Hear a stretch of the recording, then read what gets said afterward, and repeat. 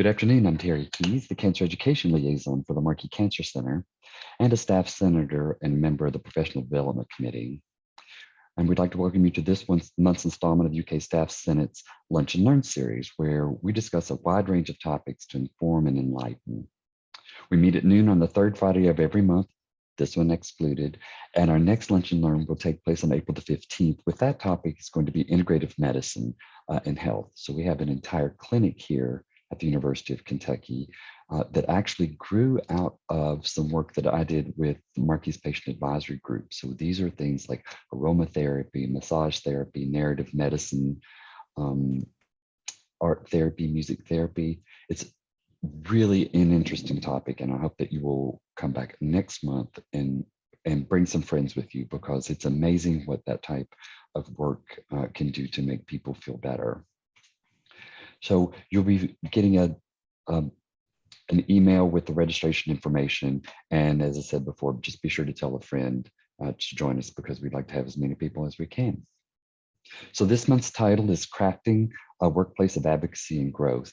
And we have three people here today who are going to talk to us about how we can have successful supervision techniques and practices that encourage staff advocacy and professional growth, while balancing the realities of holding a supervisory role at the University of Kentucky. And even if you're not a supervisor, this presentation is going to give you ideas about how you too can be an agent for change in your specific areas. So we have three presenters today. The first is Niamh Minion, who's in the Agricultural Education Abroad and Exchanges Director here at the University of Kentucky. We have Joe Lewis, who's the Director of Advising for Arts and Sciences. And we have our own Olivia Ellis, who's Staff Senate Chair and Education Abroad Advisor. And she will be moderating, facilitating the conversation between the three of them. So we welcome all of you to today's Lunch and Learn, tongue-tie delay, today's Lunch and Learn. And just a note that if you have a question, you can put it in the chat and I will be able to facilitate that question for you. If you prefer to ask your question verbally, please raise your hand and then we will acknowledge you and you will be able to ask your question. And the other thing, before I forget it, is today is the deadline for ordering your t-shirts. So if you want to get t-shirts, you need to get online and take care of that. And I'm getting ready to put that information into the chat right as we speak. So I will turn it over to our own Olivia Ellis. And Olivia, take it away. Hello, everyone. Happy Friday. Thanks for joining in. I appreciate everyone popping in today to learn a little bit more from Niamh and Joe about how to build a workplace environment that really welcomes staff advocacy while maintaining supervisory roles, right? It's a hard balance to fit sometimes, but Niamh and Joe come highly recommended, and I think they'll give a lot of great insights for how to build that workplace as a supervisor, but also as an employee, how to speak up for yourself, how to advocate for change or adjustments to your work-life balance, to workplace operations and day-to-day items. So this is going to be a little bit more of a conversation and a little bit less of a presentation. So I've got some questions that we've kind of thought through, would people find these questions helpful if they get good answers to them? So we're going to work through those questions. And then at the end, we will absolutely have time for your own Q&A so that we can have everybody, have access to Joe and Niamh. I can say very firmly, because of my position outside of Staff Senate, that Niamh Minion is an outstanding supervisor with great ideas. And I've worked with Joe only for a short time, but I can attest that anyone I know within ANS has only spoken positively about Joe. And even Niamh here has recommended him for this presentation. So I think we've got some really great folks here. Now, we do have myself, Joe, and Niamh. Our cameras are pinned. If it looks ever wonky for you or anything, that's all right. We're still here. We're still chatting. And we will be happy to share any information and links that we come up with as we're chatting. We'll share those with you in the chat or send out kind of a follow-up message with all those details. But that's enough about the basics. Let's get into introductions. I'll be selfish and go first. I'm Olivia Ellis. I am the current Staff Senate Chair. I've been chair for since July 1, so not too long, but several months now, I help kind of manage the Staff Senate body. What is Staff Senate? It is your space for advocacy at university level decision making and how we interact with our community around us, with our students, our faculty, and so on. Staff Senate is a really fantastic organization because it is a legal requirement of the university, right? We are here, we have to have a seat at the table. And so we have a really great space to give our insights and to help steer the direction of the university in the way that it impacts staff. Separately, I'm an education abroad advisor. So I work with students and faculty kind of on the front line to help them find experiences away from UK that make their UK education or workspace even better than it could have been before. So that's my very brief element because I want the star of the show to be Joe and Niamh. So I'm going to pass it off to Joe for his introduction. Thank you so much, Olivia. I'll give you that $20 I owe you for saying such nice things later. Forgive me if I start coughing. I had a cold last week and I still have the cough, although I feel fine. I'm the director of advising for the College of Arts and Sciences, and I'll make this fairly brief. I have 17 folks that report to me, which is a little bit a lot, but it's a good thing too. I started at the University of Kentucky in 2005 in residence life. I think I saw some other res life people that I've known for quite a bit of time, and then I became an advisor, and then I became the director of advising.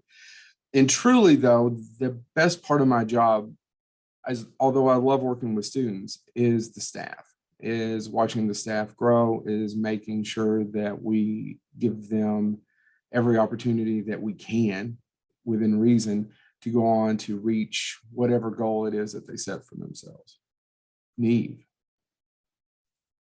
Thanks, Joe. Hi, everyone. My name is Niamh Minion, and I'm the Associate Director for Education Abroad and Exchanges at the University of Kentucky. I've been at UK since 2015. I started as an advisor in education abroad, and in 2017 became the Assistant Director, and then in 2021 became the Associate Director. So I have also really enjoyed my time here at UK, and I think one of my favorite parts about my job is creating a space for our staff to be able to bring forth ideas and challenge each other and the norms so that we can make process improvements so that what we offer to students is the best opportunities available. So I'm excited to be here with y'all. All right, so we're just going to jump into it. No time to waste. We've only got 50 minutes, so let's get through them. My first question is the big question of the presentation. How do you build a workplace centered on growth, feedback, and advocacy? What are some core values that you all see as imperative for supervisors in this space? You want me to go first? Yeah, it's okay. We were talking about this the other day, and I was trying to narrow it down to just three, and I think we did a pretty good job of narrowing it down to 3 words. My first 2 were empathy and trust. The thing with empathy, because it's not sympathy, is that it takes creativity of trying to put yourself in people's situations and realizing that you're dealing with adults, and adults have real world problems that happen day in and day out, and taking the time to realize that their job may not necessarily be the biggest thing in their lives, especially at that moment, depending on what happens. Having empathy, putting yourself in that position. What would you want, or how would you want people to treat you? Well, at whatever it is that's going on at that time. Trust. This is tough. I'm not a micromanager, and anybody, there's a couple of people maybe on here who can tell you, no, I really am not a micromanager. People say that and then they kind of are, but I'm not even capable of it, I don't think. So you have to kind of trust your people and empower them to at least think, if I screw up, just go tell Joe first. That's all I want, is just be honest. And that's the third one, is equity. And you don't treat everybody the same, you treat everyone equitably. Not everybody wants you talking to them every day. Not everyone wants your support here or your support there, but asking them, how do you want to be treated? What do you need? And just trying to make sure that that happens. Niamh, what do you got to add to that? Yeah, well, I realized I forgot to tell you guys how many people I supervise or how our office is structured. So I'll throw that in there now and then answer the question. I supervise right now 6, but normally 7 people. We have a vacancy in an office. Keep going.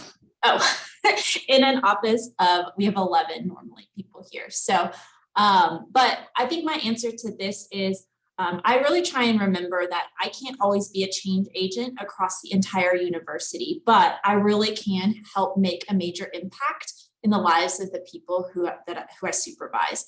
And so remembering that in addition to the same things that Joe mentioned, the trust, empathy, and equity, and those are really the ways that I like to make sure that we create a space and a workplace that's centered on growth, feedback, and advocacy. I also think that one of the other things that's important for us to remember is that as supervisors, sometimes we need to be in the role of leadership, and sometimes we need to be in the role of management. And those are different, and they require different skills, and they require different approaches. And so remembering those two different things, and when you need to be a manager and when you need to be a leader. And for some people, for some supervisors, you're only managers. And for some supervisors, you're managers and leaders. But remembering those differences can really help make sure that the workplace is a positive work environment for the people who you are working with. And I'm going to throw you all a little curveball that we didn't talk about too much, but wait, what? Oh, hopefully you can hit it out of the park. I'm sure you can. What experience have you all had? And I don't mean like what your education background and that kind of stuff, but what experiences have you had that have helped you realize that this empathy, trust, and equity, leadership versus management, that these are kind of core tenets to how you are a successful supervisor? What's gotten you there? I have an answer, but Niamh, if you want to go, doesn't matter to me. Well, I can go first, and then I'd love to hear what you have to say. I think for me, I've had some really excellent supervisors in my professional experience, and specifically, a couple of people have been really excellent in modeling the type of behavior that I have wanted to have as a supervisor. And I think finding individuals who can act as mentors and people that you can look up to and bring questions and problems to when you're struggling trying to figure out how to be a good supervisor is really key. I was overly involved in college, and that I think also set me up in the world of student affairs to be really involved and connected and to be able to work with other people. So I think those are probably the two things: my experience in college in student affairs and participating in student organizations and activities in college, as well as the people who I have had the opportunity to work with who've been excellent supervisors. That's so positive. So I've had some fantastic supervisors. I've been really lucky to work with the great Dr. Ruth Beatty, if anyone knows her, for the last several years, and she and I have a wonderful working relationship. She's a dear friend. But in the past, I've had some poor supervisors as well. And I think that you do yourself a disservice if you don't learn just as much from them as you do the good ones. If you don't take things away from, oh my God, I would never talk to someone that way, or I would never make that decision, and learn from that. In fact, you probably learn, just like you do with your mistakes, more from them than you can the people who had all this wonderful positive impact on you. But like Niamh, though, for the last several years, and mostly at UK, had a fantastic supervisors one right after another, and you just learn from them as you go. And really just, it all goes back to just kind of treating people like you think you'd want to be treated. If I could interrupt for just a second. So Niamh, I liked your comments about the difference between management and leadership. Sometimes you need to be a manager, sometimes you need to be a leader. I think it makes sense, but I think it would be helpful for all of us to know how you define those two things. Like what would be an example of a manager as opposed to a leader, because not everybody in the room has the benefit of having a good either one of those things or hasn't seen it modeled in such a way. And so I think it'd be really nice for us to know, level the playing field so that everybody knows your intentions for those words.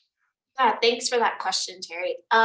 So this is not something that I came up with. I read it in a leadership book, actually, and it talked about how leaders are usually really visionary, and they think forward thinking. They want to advance the cause, or they want to advance the purpose of the organization.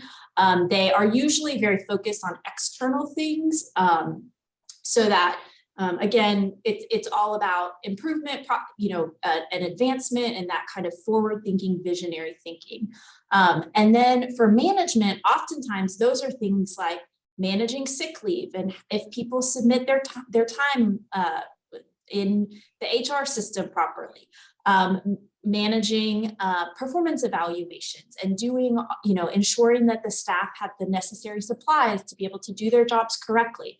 And so those are things that are a lot more on the management style, where you are actually ensuring that the people who you work with or work for you. And again, word choice is important, and how you talk about the people who work in your office, I think, is really important. I'm a big advocate of, I work with people, people don't work for me. My job is to make sure that the other people in our office can do their jobs properly. And so making, in that sense, that is really when I put my management hat on and make sure that I help them to be able to do their jobs the best. Good Thank you answer. for that. Joe, I saw you nodding along, and I wondered if you had any comments kind of on how you might balance that leadership and management aspect. I mean, I can't say it much better than her. I will talk about leadership in the fact of leadership sometimes is looking what's best for your employees, maybe long term.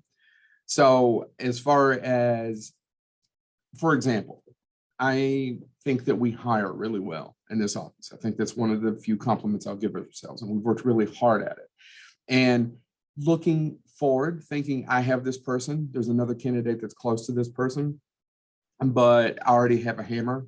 Now I need a screwdriver. That's part of it. Also, part of it is encouraging them to grow and knowing that with that growth, you will lose them, and that's okay. And that to me is a little bit more leadership than management. Niamh nailed it when she was talking about management as far as P's, seeing, but I also use, and we're getting a little off topic here, but I use performance evaluations, and we were talking about this the other day. It's usually the first question that I ask, or second question is, are you happy? Or also, what do you want to do next? How can I facilitate that? Where do you want to go? Because I actually, and this is just my belief, think that if you do really well, other people are going to see that you did really well, and you're going to come want to work here because those people went on to do other things. So to me, just making sure that you either help, support, facilitate, whatever word you want to use, and do that. And that's more of a leadership to me than it is kind of management. That answer your question, Olivia?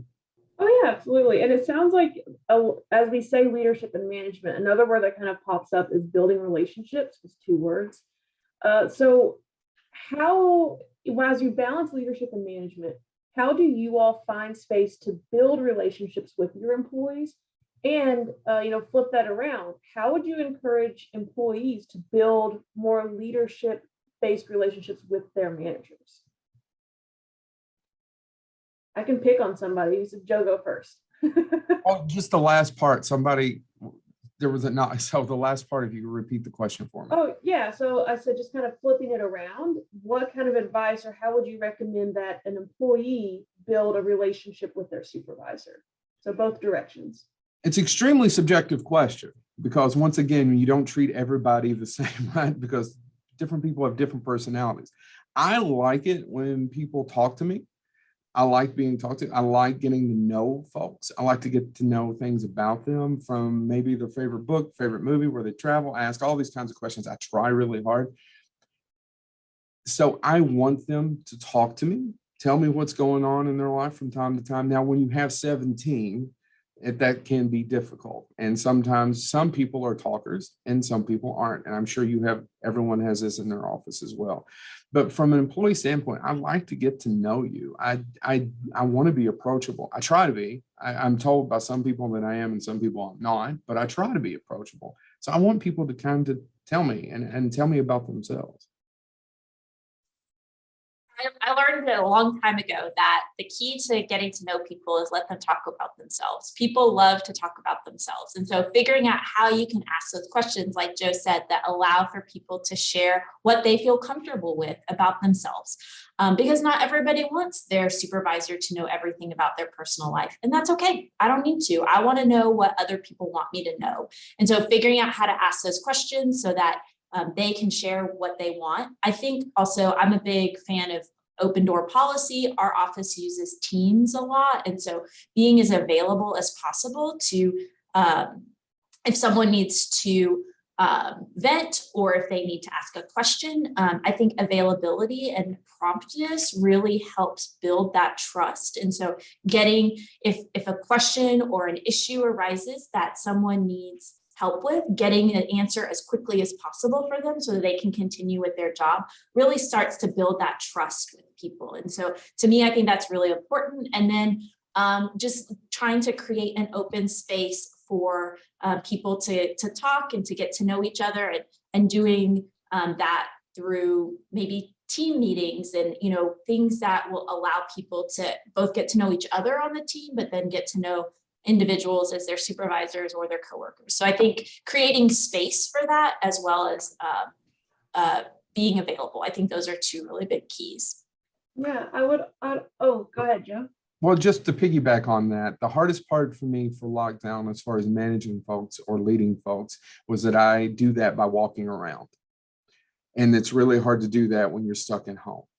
So it was extremely tough. Did Zoom, open, kind of walk in, like Niamh was talking about, open door, which I have an open door policy for the most part as well. But it is important to get up and go to them. And one last thing, and every once in a while you're talking about that friendship and that line. Every once in a while, it's cool to hang out with some people after hours, but also remember, no one really wants to go to lunch with the boss. And sometimes they want to be with themselves so they can talk about the boss or talk about whomever, and just take your ego, move it aside, and realize that, and that will help you quite a bit. Yeah, and I would also give the tip, and this is from both sides of I'm trying to think of a way to describe it, but taking active rest. You know, you're not constantly peppering people with questions or constantly inviting them to come into your office, or as an employee, not constantly trying to seek out your supervisor and build that connection, but give time and space, right? There's times when it's appropriate to go and chat with them. That's not really the right word that I'm looking for, but there are times where it's more, it just makes more sense. And there are times where it's like, you know what, I know they're really stressed, let me back off of it. But that kind of persistent drive to learn more about each other, I think helps build that relationship in both directions. And I do see that we had some questions in chat. We will absolutely make time at the end. So regardless of where we are in our conversation, I'm going to make sure we've got 15 or 20 minutes or so to have Q&A, because Joe and Niamh both specifically requested it. So we will absolutely get there. I also want to thank Phyllis. I owe you money later for saying nice things about me. Joe owes a lot of people a lot of money. Well, if I could follow up a little bit with, so I wrote my question down, and it's sort of in the chat too, about creating opportunities for these exchanges, so that it's not necessarily a one-on-one, but how do you get together with your staff? So for instance, in our office, before COVID, we had something called the Pop Culture Happy Hour, where we would go to lunch and discuss something that was in the news that had nothing to do with work, but was everything to do with pop culture. And we chose our topics, and then give presentations and let people ask questions about it. So there are many ways that we can engage with other people without having a one-on-one with a coffee, and actually give everybody the opportunity to be a part of that. And I'm just wondering if you all have something like that, whereas see, my question went up the way, but it's basically a way to foster, how can one manager foster growth when they're outside requirements that keep messing with the workday? But that still comes back to, how do you create an opportunity for that exchange? Yeah, I would say we've done things after hours as well, where everybody is invited, and our office for a while was really big into trivia. And so we would go to different trivia nights around town. Anybody who is interested are welcome. Our unit, even within the larger than our office, also does really good work in trying to make sure we have a sense of community and foster that sense of community, and puts together activities. And one, we were just reminiscing about recently was we took half a day and did some team building activities over at Good Barn, and we brought in folks from HR. We played some team building games, and some people loved it, and it was great for our extroverts. And then we've done it also where we've done team building where we've brought in board games and things that are a little bit more low key, and people have the opportunity to kind of get to know each other, and in a really low stress setting.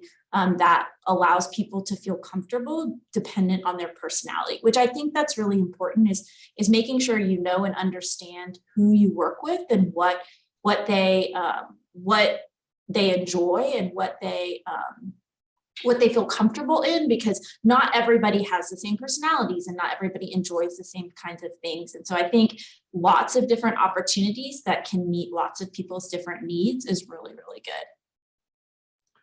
Yeah, we're not going to be doing trust falls anytime soon in A&S advising, because I wouldn't want to do it. It sounds awful. And you had me, sir, right up until you said presentation, and then you lost me. I was like, oh, PowerPoints. No, I love the idea, though, of having a topic and discussing that for a luncheon. I think that walking around and just setting the tone from the moment that the person is hired and making sure that the staff sets the tone of this is an accepting place. This is a place where you can try to be yourself as much as possible. This is a place where we have many different personalities from many different backgrounds, and we are going to be as inclusive as we can in all definitions of the word. So we have many eclectic folk on our staff of 17, and they all have different interests. And no matter what you do, pulling 17 people together, 18, 19, if you include the director and the associate dean, impossible to find something that 19 people would like. But I often walk by, and in our conference room, they have lunch together almost every day, or they're working out, or some of them are doing these runs up PLT stairs. I think that you just build the environment as much as possible that they can express themselves. And then most of it, in my experience, happens naturally, especially for trivia, those things after hours. And I will do them. I just know that I shouldn't be sitting at that lunch every day with them. They need that space. Yeah, and to flip it around a little bit, right? Let's say you are an employee and your supervisor isn't helping create those spaces right now. What can you do to create that space? My first thought is come up with a plan, chat with your coworkers, chat with those around you, even if they're in different departments, and write up a proposal. It sounds really formal, right? But write up something that says, what you all want to do, why you think it's beneficial, and kind of what effort is needed from your supervisor or from that leadership level, and send that to them and, engage them and say, this is, our staff would really like to do something like this. Are you on board? Is there any questions you have about how we can make this happen? If it's something that involves office resources, try your best to predict what that might look like and what that cost might be. Do as much of the work as you can, because your leaders are doing a lot already, and take it to them. And they'll most likely either say, yeah, let's go for it, you've done all the work, or they'll say, well, have you thought about this or that? Or we can't do a happy hour for X, Y, or Z reason, but what can we do for the next step? I also think about, well, what if you are in, I'm really sensitive to the fact that some folks here might not be in a position where their leadership or management are open to ideas like this, right? And that's really tough. So my kind of question for our crew here is, in that kind of space, right, in a space that's a little more closed off currently, or in a more open space like your own, how would you encourage staff to advocate for themselves in those environments upward? Niamh? I think and someone kind of asked a similar question about their manager not necessarily being very present and what that looks like. And I think it's all the same kind of, answering all of the same kind of topics.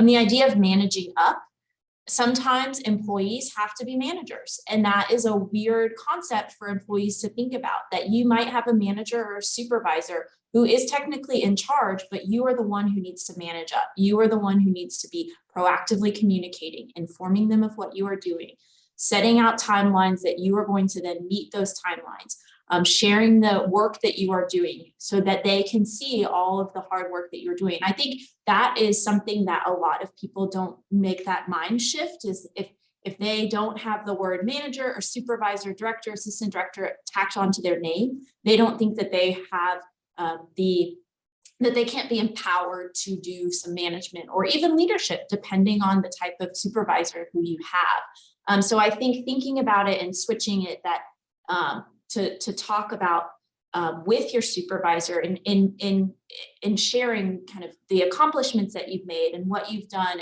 and showing them data.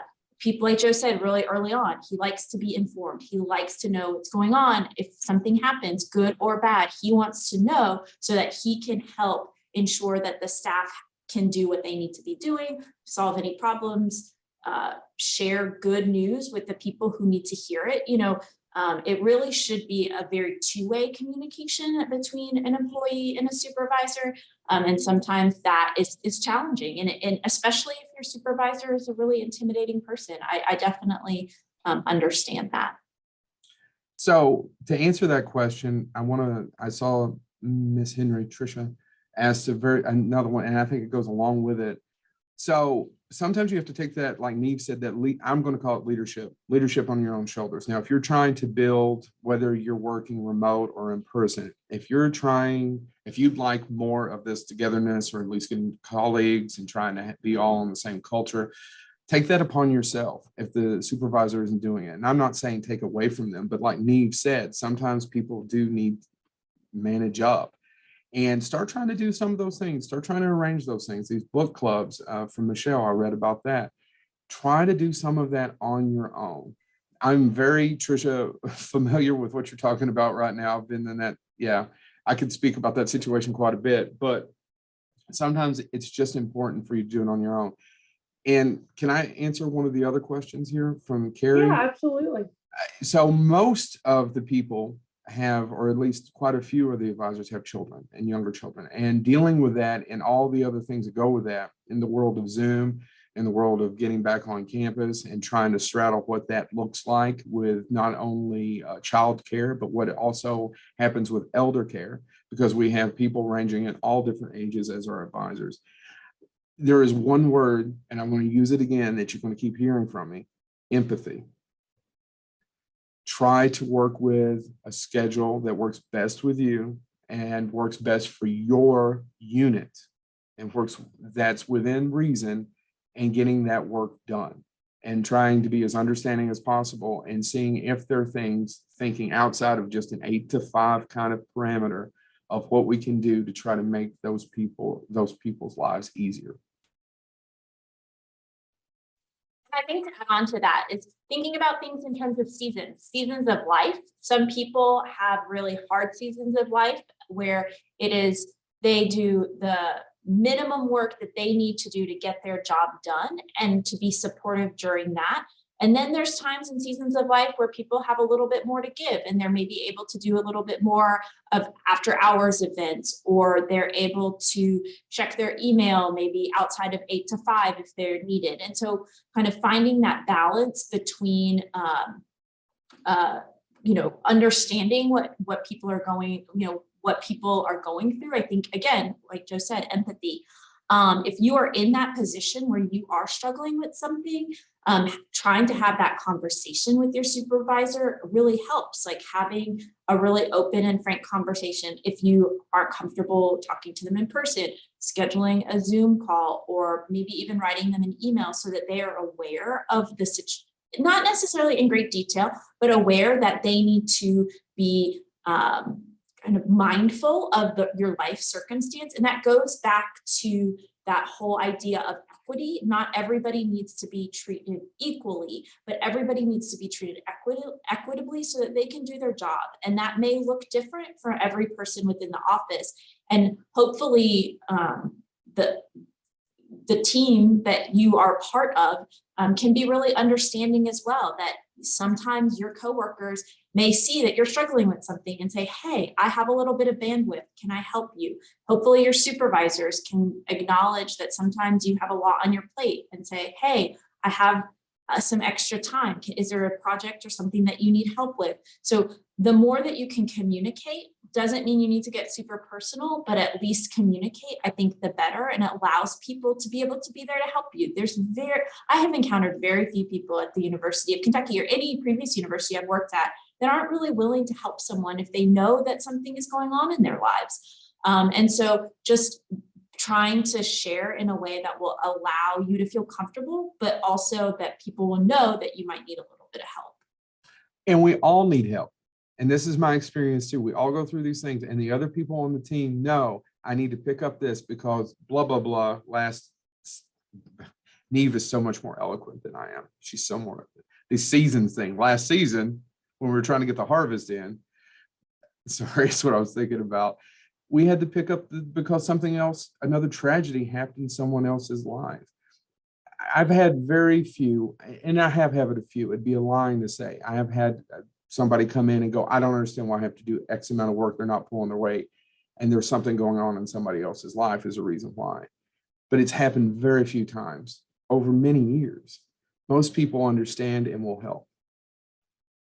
And I think this current conversation hits on a question that kind of Jessica Campbell had asked in chat about how do you manage or foster growth when there are outside requirements that will disrupt the work schedule. I think it hits it in that very qualitative sense. But how would you all, as we balance compassion and empathy, how do you also balance that as a manager? Because even if you're a leader and a friend, you still have to manage. So how do you balance it from the management side?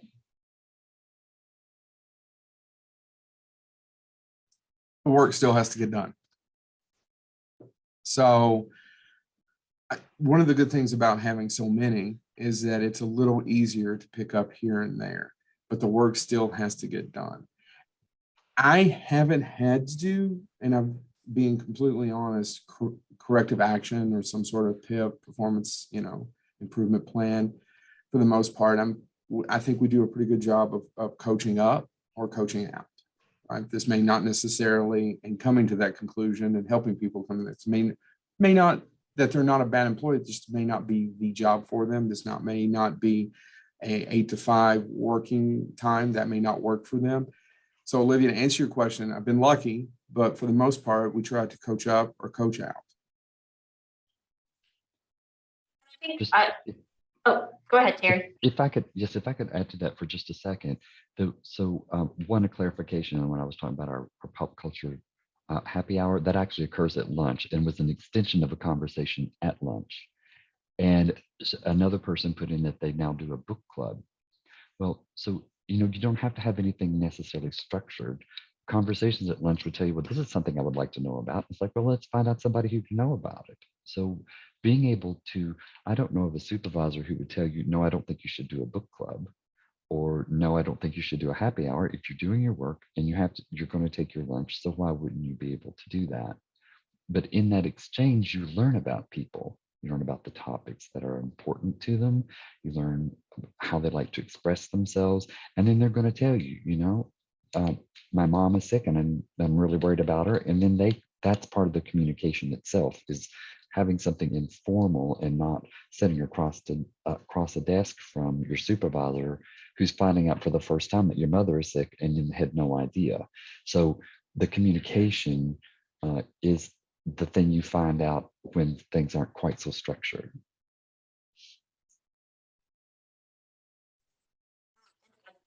I totally agree with that. I mean, communication is really important, but it doesn't always result from an email being sent or a one-on-one meeting with someone. It could be passing people in the hallway and saying good morning and how are you? And sometimes people really tell you exactly how they are in that moment. And that, and as a human, you have to kind of be prepared for that. But as a supervisor, then you take that and think, okay, well, now that I know that this is going on, how can I work to ensure that all of the work gets done, everything that needs to happen?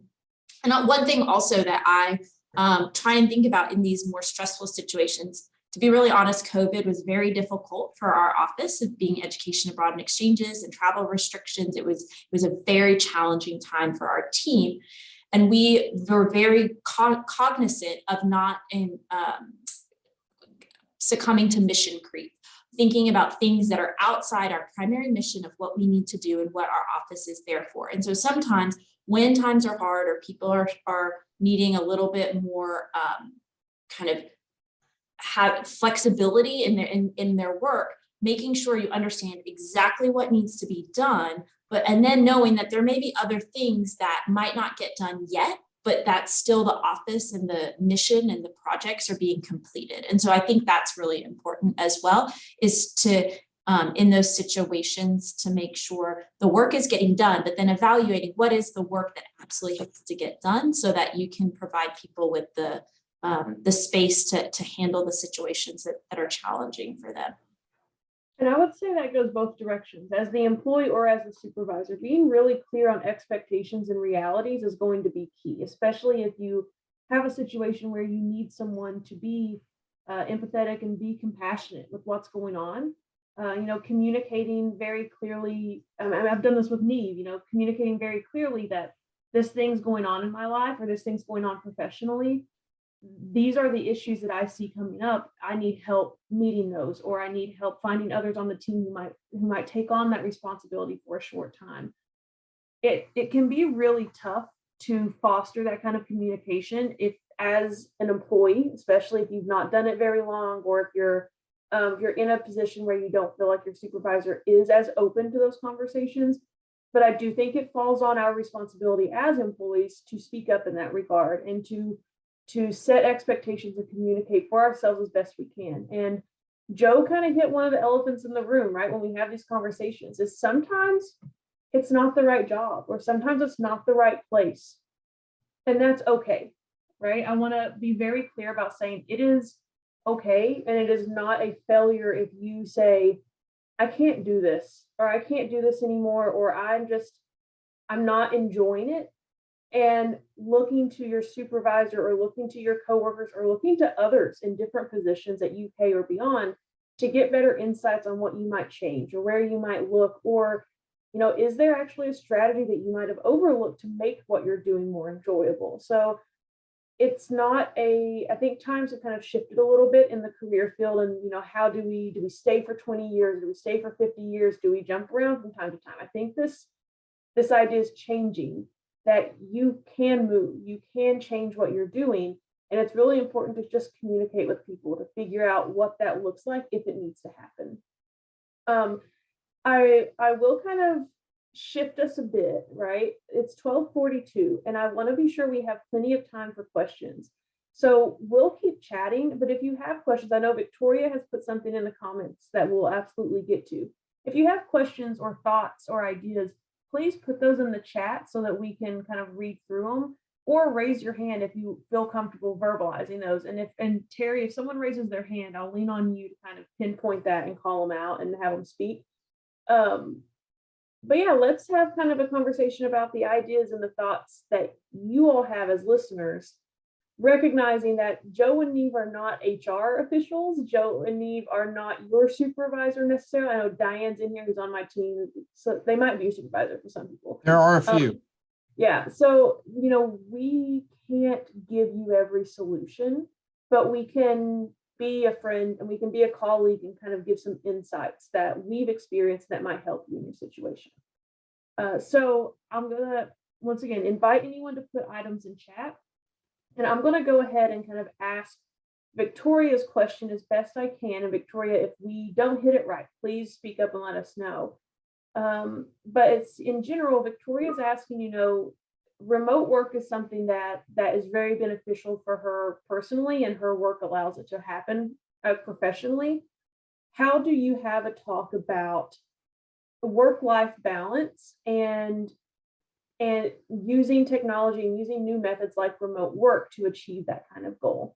I know this is a hot topic for a lot of us. So once again, Joe and Niamh are not HR, they're not UK administration. We're just given our insights for our situations. So I will talk a little bit about this, if you don't mind going, because we've dealt with this that's great. I'm trying to think of a way to put it where we don't give specifics. So as a supervisor, I want to try to be as flexible as possible. The unfortunate thing is I don't know, Victoria, your exact situation. So I'm sorry, people are still asking me questions that have nothing to do with this presentation if you're that going off. So it's hard for me to give you an exact answer to that. I want to ask, have you had a really direct conversation with your supervisor about this? Because I was trying to read and ascertain that information. If not, I am so sorry, advise you to go ahead and you haven't. That's the first step I would make. We had a situation, and this is before COVID, before we used Zoom so much, where there was a family member of an employee who was sick and they wanted to spend more time. And we were able to structure their job in a sense that they could still get their time and do things and be able to spend a little bit more time. But that was for me and that was for us. We were able to do that. We were able to make that happen. It's hard to speak about that specifically without knowing the rest of the details, but the first step is always to have an honest and direct conversation with your supervisor. Niamh, do you have anything to add to that? Yeah, so I really like the phrase work-life integration versus the idea of work-life balance, because balance kind of, I think of the scales where one is heavier and one is lighter, whereas integration is figuring out how you can how your work and your life can be better integrated. And so I think I lean really heavily on making sure that we understand what the policies are from UK and how to best apply those to the situation of what is going on. And so working with the folks in UK HR is really good to make sure that you understand what your options are. Pre-pandemic, we had a staff member who came to me and said, I need to have more flexibility with my young child. And I went to an HR workshop that talked to me about working in a compressed work week. And so she had written up a policy and put it together, or a proposal and put it together, and we worked with HR.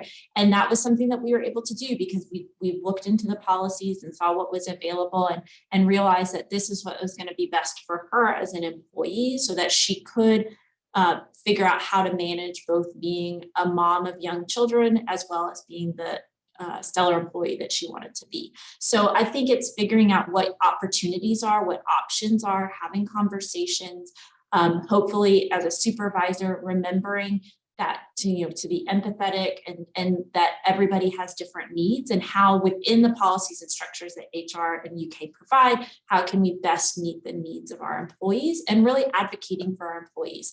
That is probably when people ask me what I do, and that's my number one job. I advocate for the people who I work with, and I make sure that the people who I work with have what they need to do to be successful in their job. And I've said that multiple times, but really that is how I describe what my job is.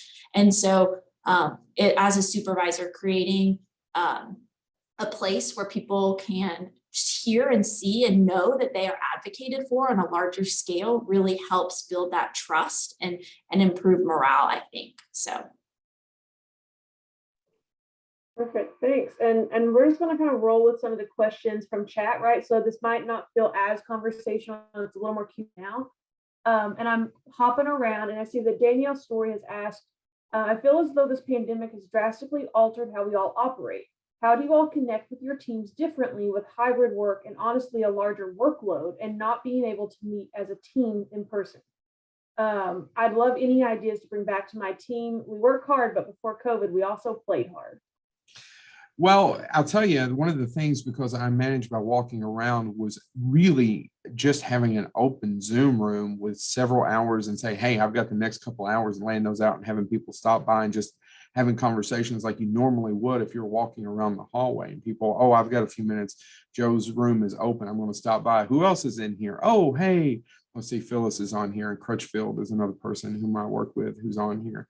Colleagues who will stop and say hi, and then they just naturally happen through Zoom or Teams or whatever you like. We're still, even though we're in person, having our meetings, our weekly meetings through Zoom. It works well. We're still, we have a few people who still aren't there yet. That's okay. Making sure that, once again, back to what we were saying, is trying to remember people's feelings and how and where they are at in their life and where they want to be. So it still works for us, and people who still want to hang out are able to do that after hours and during lunchtime. I can speak from education abroad as well. I'm sure Niamh will too. Use the technology that we have available. Teams, Microsoft Teams is like Facebook for work, right? It is the easiest way to connect with your folks day in, day out. Our group even has, so if you're not familiar with Teams, you create a team, which would be, in our case, education abroad. And then in that team, you can create sub channels. So we have a channel for our advisors. We have a channel for, when we were remote, we had a channel for like remote work issues. We have a channel for general comments, and we have one for random. And people share silly pictures. They share funny anecdotes. I put a video of the first robot I saw on campus, like using technology to connect in different ways. If you're a group that would previously knock on each other's doors, implement an open door Teams policy, right? Anyone on our team can message someone else and essentially say in different words, knock, knock, hey, do you have a minute to chat? And setting and understanding that it's okay to say, actually, I don't right now.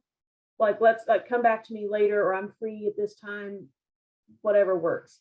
And being really intentional in those spaces about it doesn't have to be work related. Like I'll send Niamh every now and then, I'll send her a message that says, hey, I know you're busy. If you get a chance, you might think this is funny. And I'll send her a link to the new season of Taskmaster that's out on YouTube that I know she enjoys. So just little things like that where and staff senators have heard me say this a lot, we have to be intentional about connections now. In the past, pre-COVID, it might have been really easy to just walk down a hall or go out and get lunch. It's on all of us to be intentional about making that connection, but we have so much technology at our fingertips to do it that I encourage you to lean into that. If you don't know how to use it, ask around. UKIT can help out. Feel free to reach out to Staff Senate. We've got a fantastic tech committee who can help get you going too.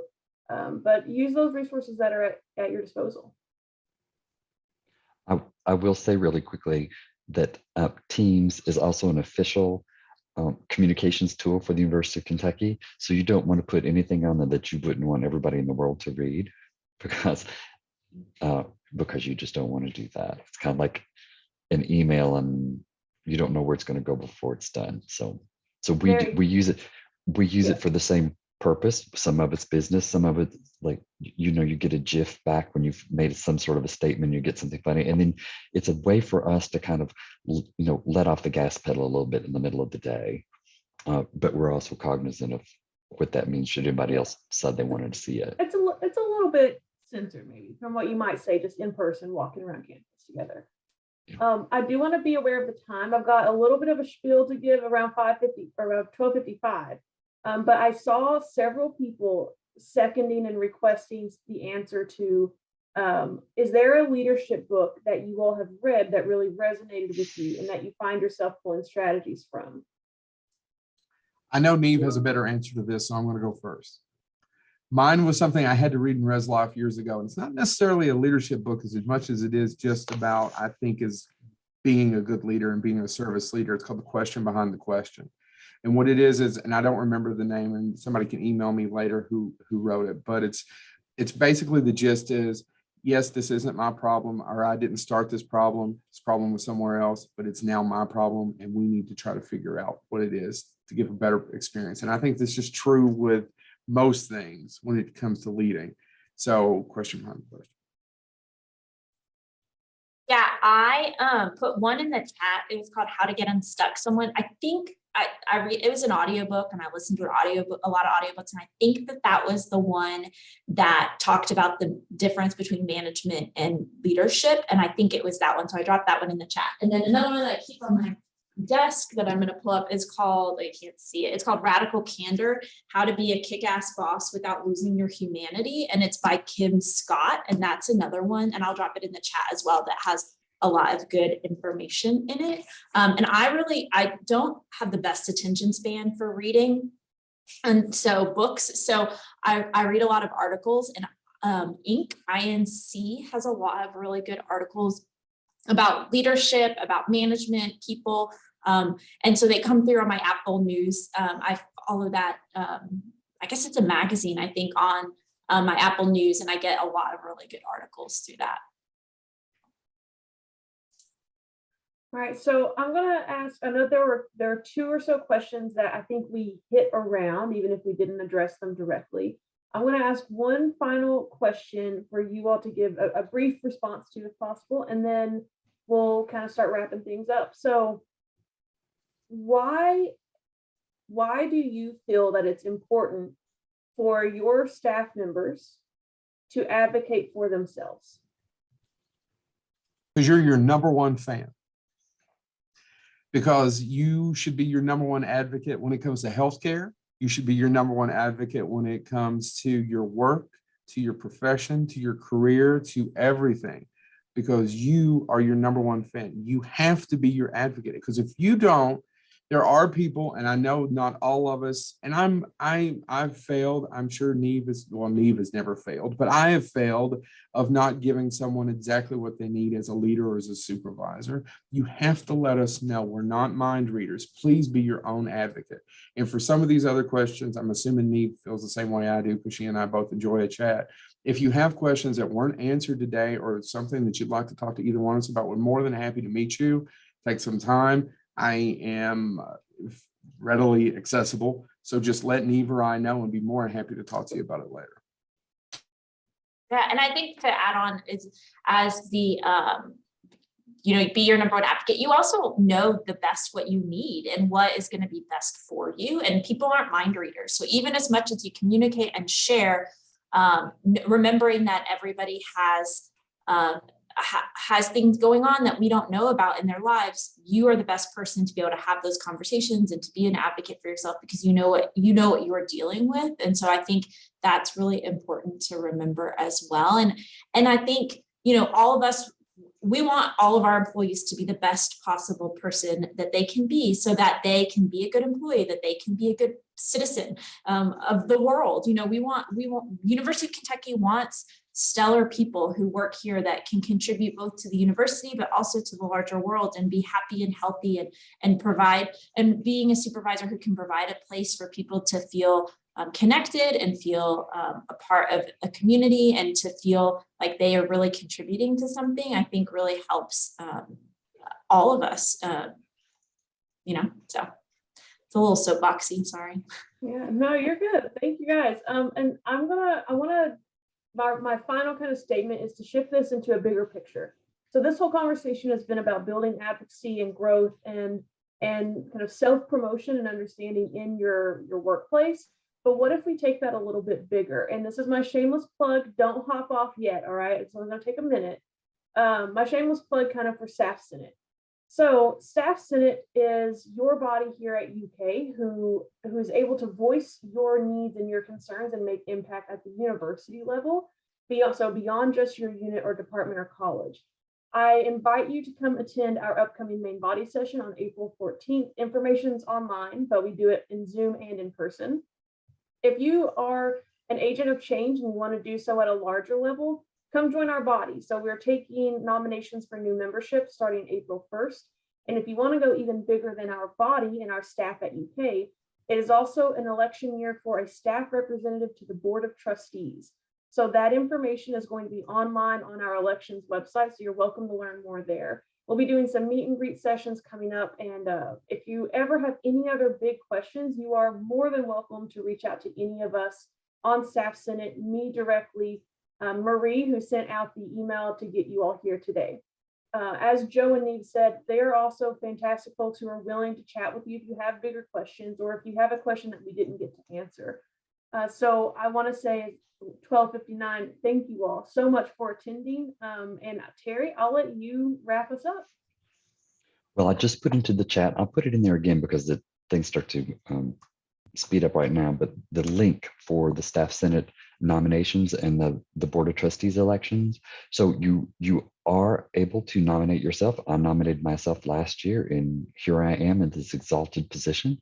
So I have found it to be one of the best things that I've ever done in my career to expand my my sphere of influence, or people who can influence me instead of the the office that I'm in right now, I get a chance to get out, get to make observations. People send me information about things that they want to do. And so I would encourage you, if that sounds good to you, please ask somebody to nominate you, nominate yourself, and see where it goes. So, so that's in the chat if you would like to do that.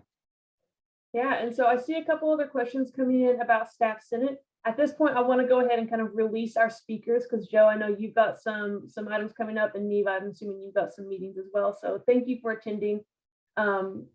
See you next time. And for those questions about Staff Senate, hang on just a second and I'll answer those. But thank you, Joe and Niamh, I appreciate it. Thank you all. So we do have to wrap up quickly, but if you have any other questions after I answer these last few, please check out our website, which I believe has been put in there. We can put it in again, and you can find senators who are closer to your sector or in your department even. You can even chat with me, though I might direct you to someone who's a little bit closer to what you currently are doing at UK. But my email is in the chat now. What is it like to be on Staff Senate? What do you do? It is not a major time commitment. To be honest, you're only required to attend 2 meetings a month. One of them is a little bit of a longer meeting, but the details of which are all online. The big thing is when you join Staff Senate, you're going to serve on one of our committees that really puts you into a focus group of making change within Staff Senate and within our campus at a wider level. So those committees are extremely varied, and they include things that are more internal to like our operations, both legally and just in general. They have committees that are about public relations. We have committees on staff issues like our benefits and policies and things like that. We meet regularly with administration. We help inform decisions. They may ask us questions that we need to provide some just general basic information and data on as best we can. And there's definite room for professional development, upward growth, and leadership. So it looks great on a resume, a CV, whatever you want to put together there. And yes, Victoria, it can be done remote. That is one of my major elements of being chair is that we've made Staff Senate hybrid, and not just, oh, if you're on Zoom, you're around, but if you're on Zoom, you're active. We've intentionally made space for any of our remote folks to be active members who are able to contribute to discussion, solution, ideas, all of that. With that though, Terry, do you have a question? So Olivia, there was a question that wanted to know if the Staff Senate was for everyone, including STEPS employees, or only for full-time staff. So it is only for full-time staff, I believe, but if I remember right, our FTE, so I think it's a 0.5 and higher, but it might be a 0.75. I have to look on our website to check. And actually, let me do this real fast. I will share my screen. So this is our Staff Senate website. And if we go to elections, you're going to see some very general information about how to join Staff Senate and the basic requirements, as well as how to run for the Board of Trustees spot. So you can see some very general information there. Once the nomination period opens, you'll be able to click this button to nominate yourself for that position. We're building out these FAQs so that you'll be able to have more information to take to your supervisor or to your colleagues who you think might be good fits, or for yourself. But with that, it is 1:03, and I want to be very sensitive to everyone's time and schedules and that it's lunch, right? So thank you for joining. And Terry, I don't know if there's any final things you need to say before we sign off. I just hope that you will come back again on April the 15th and be ready for integrative medicine. It's going to be a fascinating topic, I think. So thank you all for joining us today. Appreciate it. Bye. Goodbye.